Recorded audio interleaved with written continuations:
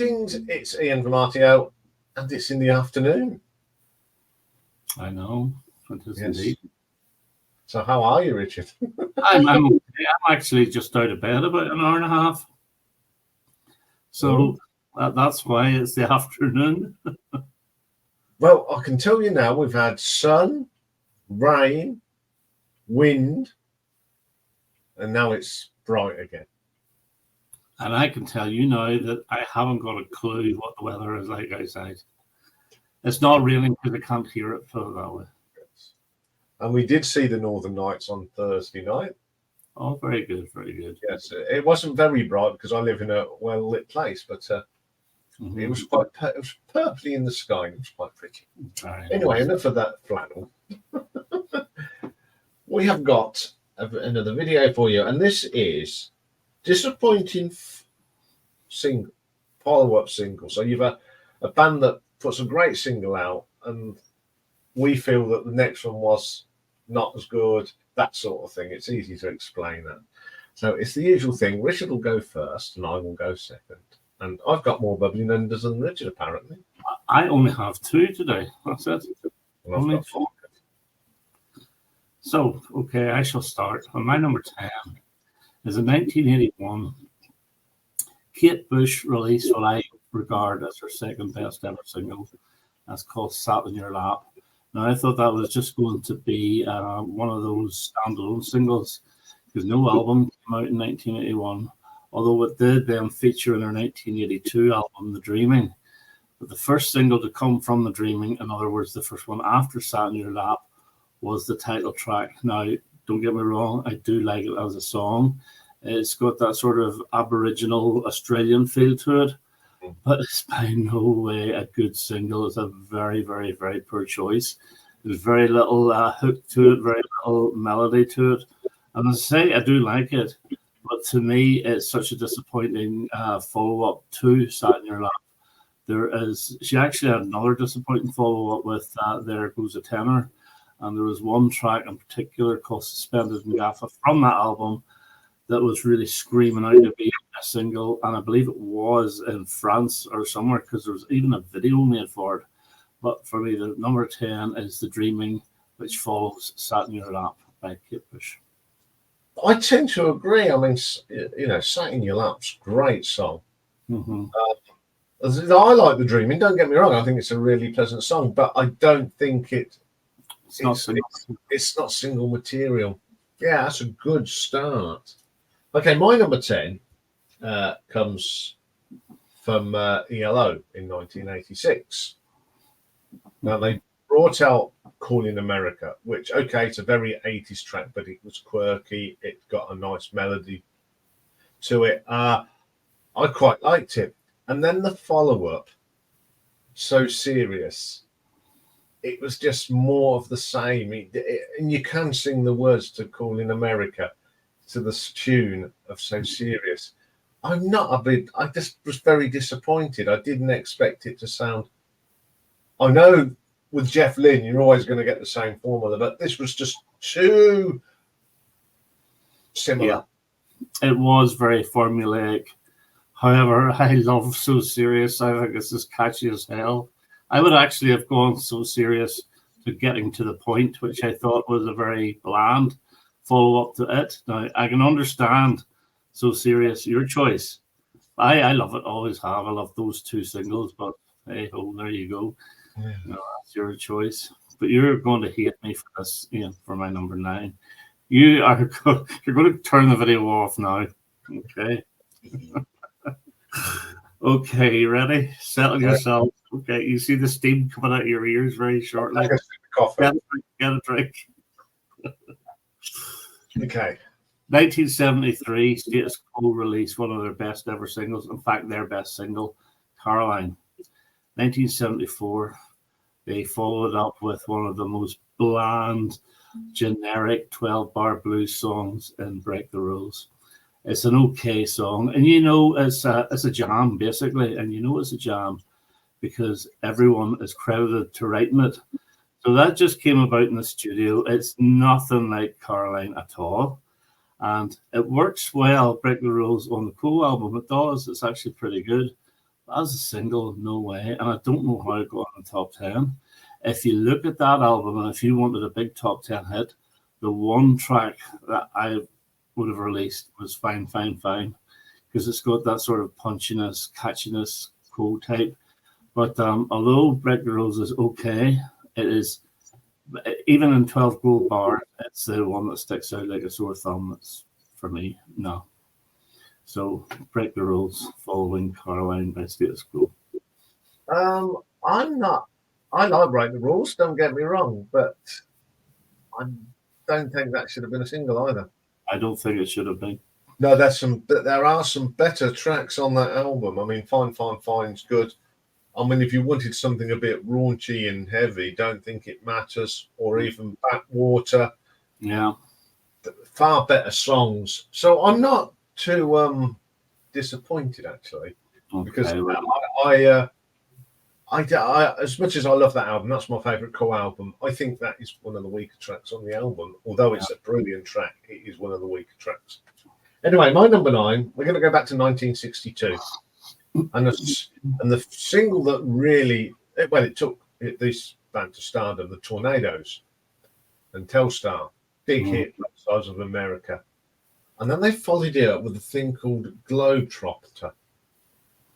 And it sounds like when you used to go on holiday as kids and there'd be the clubhouse band. Yes. That's what I think Globetrotter sounds like. It sounds like a clubhouse band that they're just churning out this. It's too basic. It's boom, boom, boom, boom on the bass, and the keyboard is just so Caravan Club. It's just Caravan Club music. It's not very good. I don't know it, but the clubhouse bands, there's quite a few songs that sound as if, they're played by a band on a cruise ship, that sort of thing. Yeah, but no one's taking no notice off. Good choice. Well, my number 8, and although as you wouldn't call this a classic single, it's one I absolutely love. It's from Pod, and it's La La Lucy, which is a really good little glam rocky number. Well, it's not really glam because we're talking 1976 here. But it's really catchy, really good melodic rocking song. And then they follow it up with a bigger hit, but it is the dreadful wishy-washy Show Me You're a Woman, which is so cringeworthy. I think it's absolutely awful. They had another big awful hit with Shake It Down as well, which came a couple of singles later. But Show Me a Woman is just vomit-inducing. It really is. Although it was a bigger hit than Lucy, both top 10 hits. But Show Me a Woman did better, and I just don't like it. Never mind thinking it's a disappointment. I just don't like it. So my number 8 month, Show Me a Woman. It was the beginning of the end. Wasn't it just? It had that mid-70s sort of keyboardy sound, which sounds terrible. Yeah, I always wondered if that was the record company. And may well be. Yeah, I quite agree. That was a very poor follow-up. And it really went downhill from there onwards, didn't it? Until they stopped. Okay, my number 8 comes from 1993, so it's quite modern for me. And this was 4 Non-Blondes, and they had a big number 2 hit with What's Up. Brilliant song, one of the best of the year. Then they had a follow-up called Spaceman, which only got to number 53, and rightly so, because it is very bland. It's the same guitar solo, and like the rest of the album, it's pretty non-memorable. So that's why it's my number 8. That is exactly right, because I bought that album on the strength of What's Up. And I don't even think I've managed to get through the whole album yet. And I bought it back in 1993. What's Up? Fantastic song. Love it.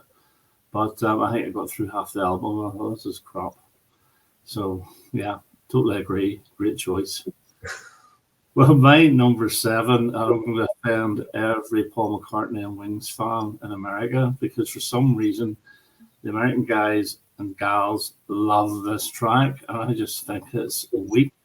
It's actually on Your Wings Greatest, and it's the follow-up to the magnificent Band on the Run, and it's Junior's Farm, which is a standalone single, and it's one of the most generic rock songs I have ever heard.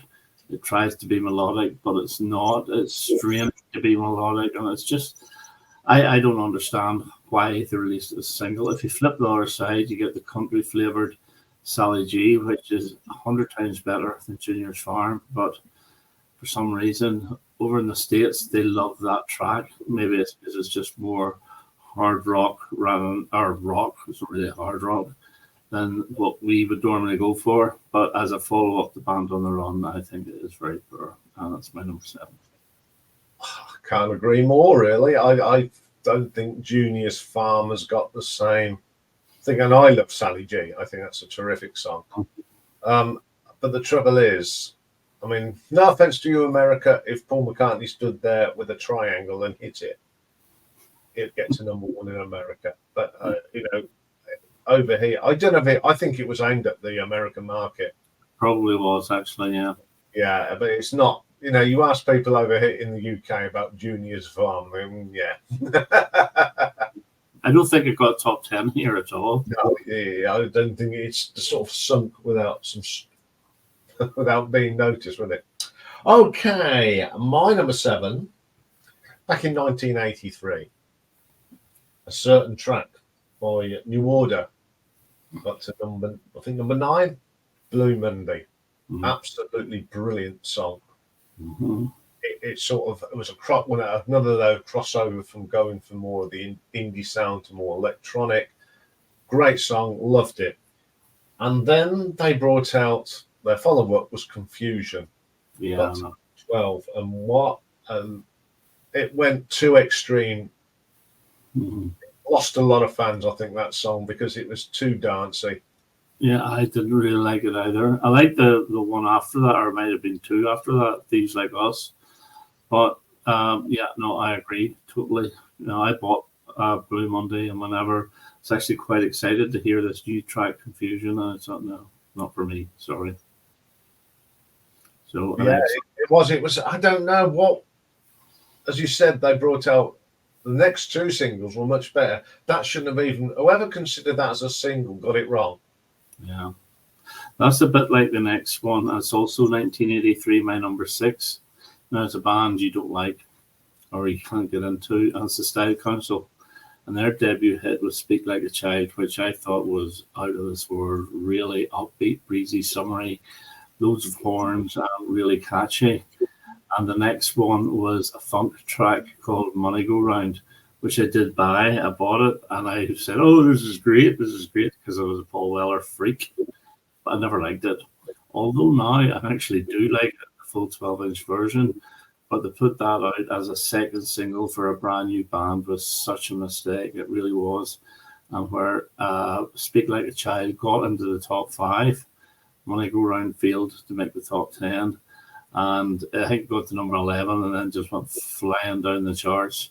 It is a good track, but it's just not a single to release as your second single at all.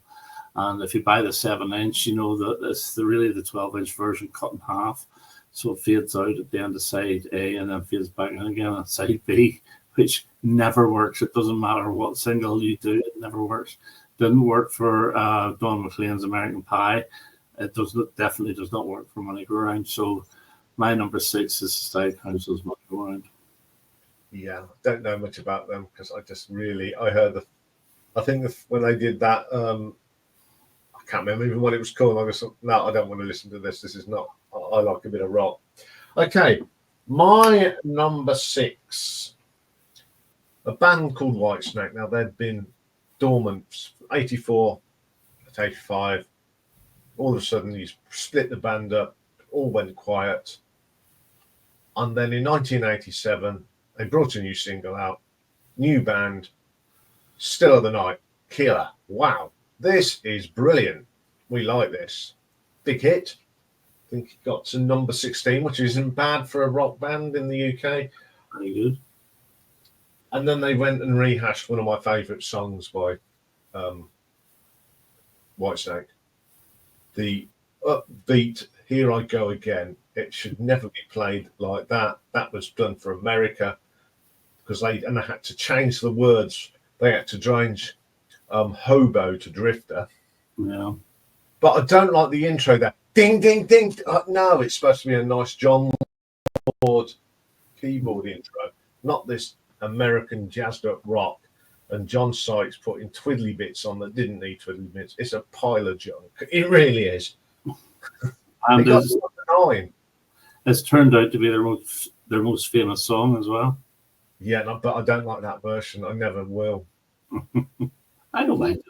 I don't think I've actually heard the original version, but I don't mind it for what it is, which is basically. So it was supposed to be a melodic blues track, not this jazzed up thing. But there you go. Well, my number 5, I think, is a real sort of shoot yourself in the foot with this one. Whenever you come off 2 huge number 1 hits with Stand and Deliver and Prince Charming by Adam and the Ants, and you release a cluttered rap song called Ant Rap, you know you've just shot yourself in the foot. And that's what I think with Ant Rap, although I don't mind Ant Rap. And to give Adam Ant or the record company or whoever is credit, they did remix it a bit and add in a little bit of a guitar part, because the album version is just a mess. Probably the weakest track off that album, and the single version does improve. But Prince Charming was iconic, as was Stand and Deliver. And Ant Rap, although it's got a brilliant video with Lulu, it's just a noisy mess. To me, you could have released either Five Guns West or Picasso Visits the Planet of the Apes from that album, and I think they would have got another number 1 hit. Yeah, I think, Marco's guitar bit on the single version is just the highlight of it, because it's a great. It is great, yeah. Marco's guitar work, it's the way it just goes up the neck of the guitar. Mm-hmm. Had to do something to it, but it is a mess. Yeah, it is a mess. It is. I love that album, but that's the mess track from it, I think. Yeah. Good choice. This one you're not going to like. Right, you're not going to like my next one either. No, it's from 1982-ish. It's off my least favourite Queen album. Yes, of course. Under Pressure was the saving grace of that album. Wonderful track. And then up next, there was a number 1 hit all over the world. What did they release next? Body Language, which is awful. It's got nothing to do with Queen. It's just Freddie Mercury doing it in the thing. I mean, that album could have split Queen up. It really could, because it was nearly did, I think. Yeah, I agree. I agree with it. Should never have been. It should never been a Queen song. It should have been a Freddie Mercury song. I do like it. I've always liked it, and but it should, even if it is a Queen song, it shouldn't have been a single. It's just taking it too far left field for the band. And but it bombed, didn't it? It bombed. It actually did better in America. It got top 20 in America. It got top 30 here. I think it got to number 1 in the American dance charts or something. It was a bit. May well have done. But I do like it. There's not a bad song off Hot Space for me, including Body Language. But I understand. And we're going to stay with Queen for my number 4. And this is my punch back at you. Somebody to Love, number 2 hit, absolutely brilliant in 1976. What they released at the start of 77. Tie Your Flippin' Mother Down. Not a good song and a really, really good opener to the album, but as a single, come on, it's just a normal rock song, and it's fine, but not as a single. The thing is, if you had flipped onto the B-side, you would have got what I thought should have been the second single, and it's the track, the John Deacon track, You and I, which I think is a pop song, is brilliant, and it would have fallen a little bit like Bohemian Rhapsody, and then You're My Best Friend, which is a pop song, John Deacon again. Somebody to Love, you and I would have been far better than Tie Your Mother Down. And it proved it, because in Greatest Hits didn't get on at all. In fact, a B-side got on ahead of it, We Will Rock You. So at the end of the day, it's not regarded as any of his greatest hits, and it didn't include on Greatest Hits 2 or that mishmash of a Greatest Hits 3 plus or whatever you call it. So it's still to be released. And Tie Your Mother Down, I thought, was such a disappointing single, not song, single to Somebody to Love. Yeah, it's heavy. The 7-inch single of that is heavily edited as well. Mm-hmm. Yeah. Because you do, on the album you get all that grandeur of it and the faded in, which on the album that is superb. You know, it is a great song, but I agree with that. When you get a song that they have to heavily edit to make it a single, it doesn't work. I mean, I think Brian May's guitar solo is heavily chopped, and it just doesn't sound right. Yeah, it reminds me of when Kaylee came out as a single. They missed the best bit of that guitar solo out to make it a 7-inch. So yeah, it was not a good choice for single. If they thought that would make a good single, it was a bit of a mistake that Queen made there. If you think about it, Ian, the third single, which was the lead-off track of the EP, it did a hell of a lot better. It got top 20 with Good Old Fashioned Loverboy. Oh yeah, single. So yeah. Okay, my number 4. This will upset the Beatles people, I'm afraid. Back in 1970, George Harrison brought out a beautiful song, Good My Sweet Lord. And then he brought out Bangladesh. No, I tend to agree with you. Which was just shite. I didn't think it was great either. No, I mean, how can you go from greatness, majestic, to blah? Yeah. Well, in a year. I think there's about a year between it, but it's still blah. Yeah. The Saving Grace is I think it was a charity single. I'm not sure. I know it was for, I don't know. Yeah. Charity for Bangladesh, but it is pretty, pretty wrong. I tend to agree with that. So do. But it didn't get on any album at all. So, apart from the Greatest Hits. Oh, good choice. Never thought of that one, actually.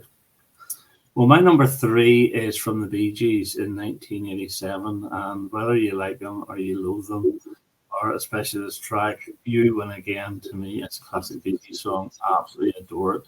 Number 1 hit. And as I say, so melodic, so uplifting. Great tempo, catchy, everything about it. And the follow-up is this awful song called ESP. Nowhere. Absolutely nowhere. Now, if you have a number 1, you should be guaranteed at least a top 20 hit with your follow-up. This didn't even get in the top 40. It's shocking. It's a bad song. And it's not a very good album either. There are a couple of tracks that could have been like Crazy for Your Love, I think it's one of them he called. And I think it might have been the 3rd single, but I think it would have fared better if it had been the 2nd, because ESP to me is tuneless and never liked it. So that's my number 3. I absolutely agree with you 100% there. It is pretty bad. Okay, my number 3 comes from 1979. I think it was a debut single from M, pop music. Stunning. Absolutely brilliant. You thought they'd have a good one to follow it up. No, we had Moonlight and Music, which is as drab as it comes. It is drab. Now, the thing is, their next single, That's the Way the Money Goes, which is from the same album, I think is even better than pop music. So why it wasn't the 2nd single, I do not know. The Moonlight and Music is poor. And I don't know why on earth they chose that whenever they had a fantastic, catchy, hypnotic track with That's the Way the Money Goes, which I bought as a single. Yeah, it is a better single. You thought that would have been that when you listen to that album, because I actually listened to that album to see what would have been a better, that's what I thought. But you beat me to it. I was going to say that, but you beat me to it. But it's a far better song. So which idiot decided that it's got it just nothing to it, is it? It's just It's per. It is per. Well, my number 2 follows a number 1, a number 2, and a number 1 hit single from the 60s, and it's the Kinks.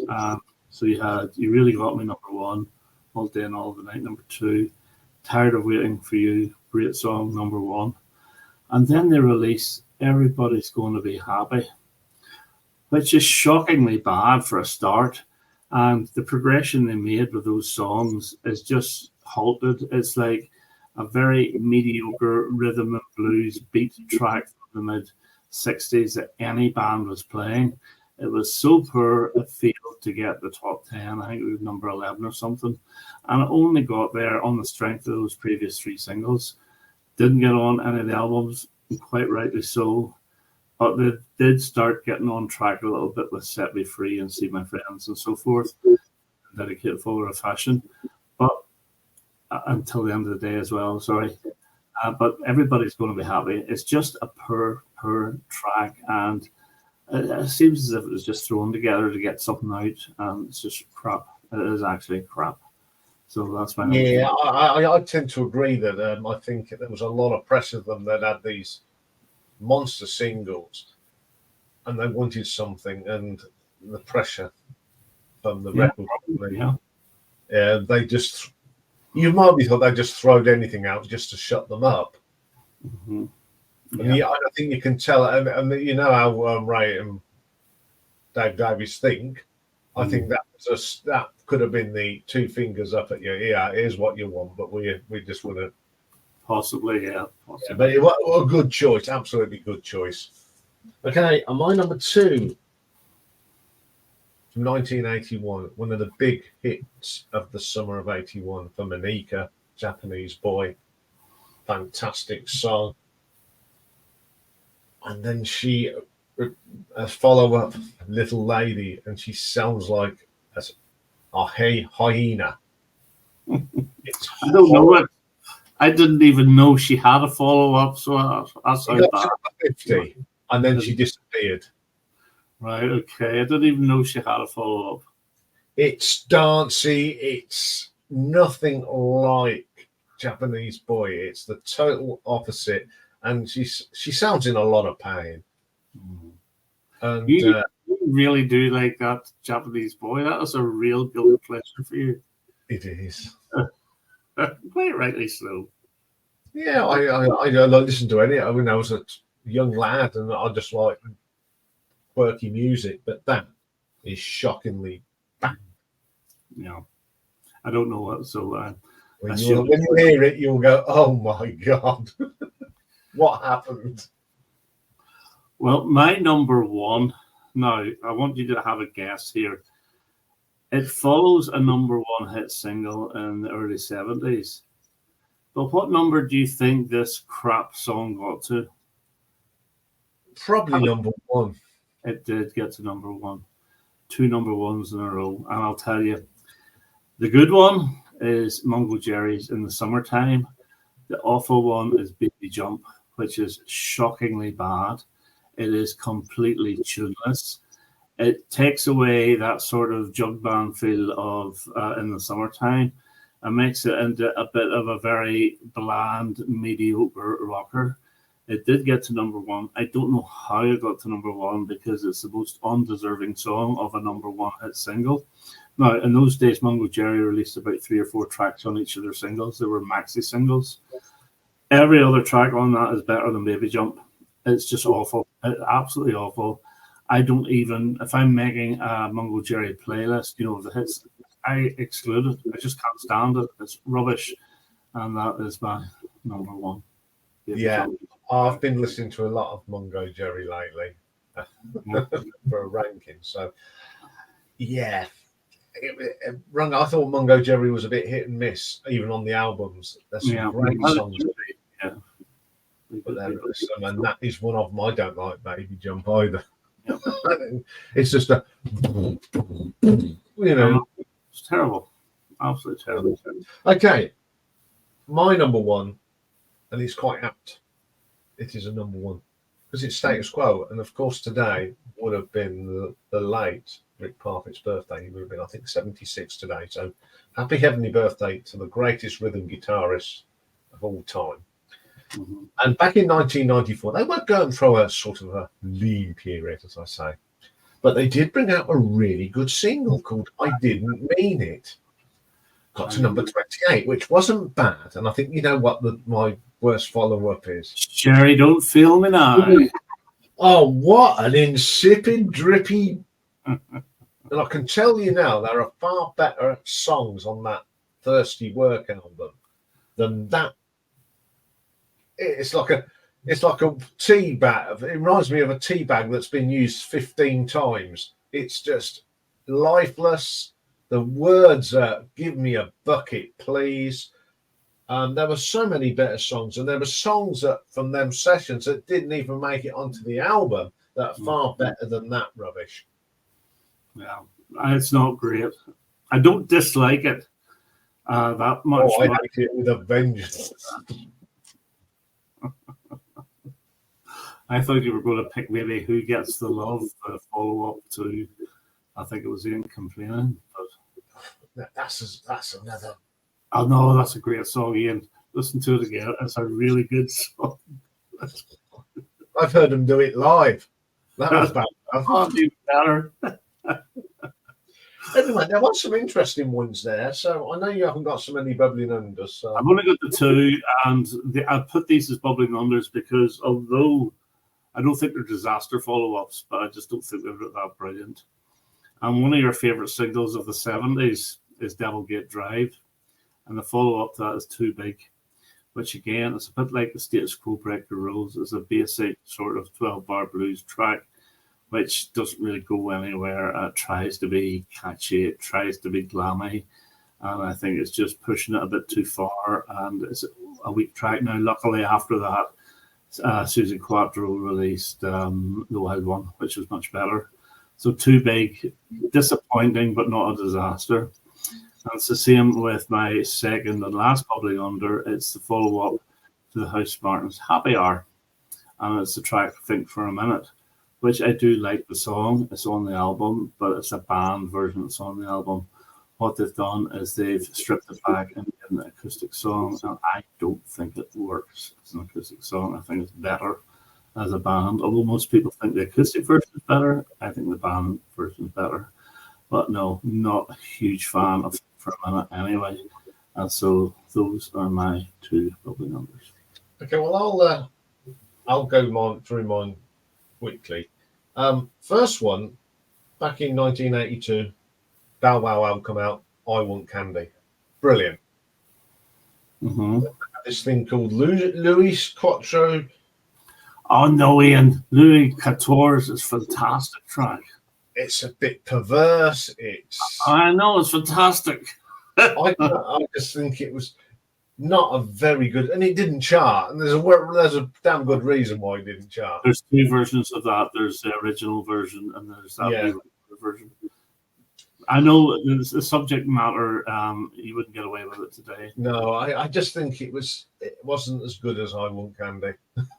Okay, I think it's better. Okay, my next one comes from Howard Jones. I mean, he had Your Song, What Is Love, and then he follows it up with Hide and Seek, which is another drab.